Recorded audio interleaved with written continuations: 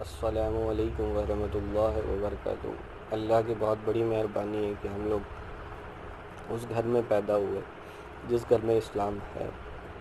یعنی ہم لوگ مسلمان ہیں بائی برتھ۔ تو ہمیں بچپن سے ہی پتہ ہے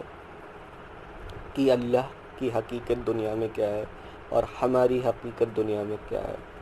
اللہ کی حقیقت دنیا میں یہ ہے کہ وہ ہمیشہ باقی رہنے والی ذات ہے، اور ہماری حقیقت دنیا میں یہ ہے کہ ہم لوگ اس دنیا میں کچھ وقت کے لیے آئے اور کچھ وقت کے بعد ہمیں اللہ کے سامنے واپس جانا ہے۔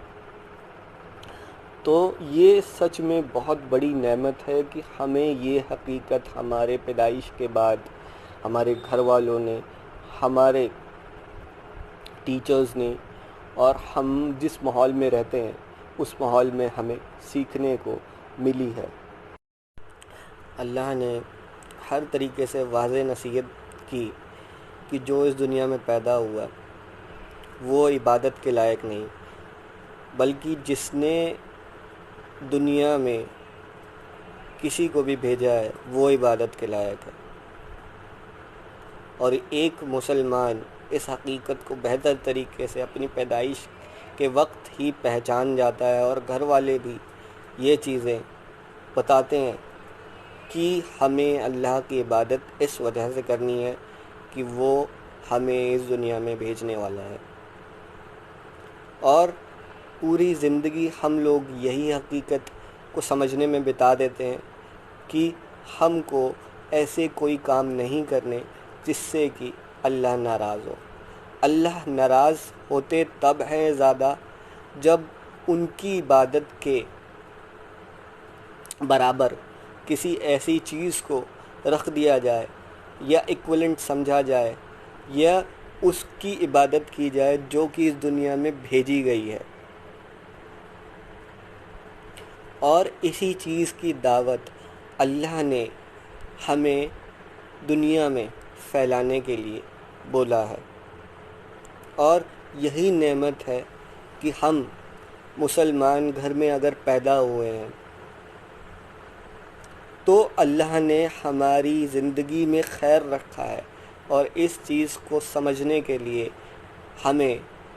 اسلام کو سمجھنے کی ضرورت ہے۔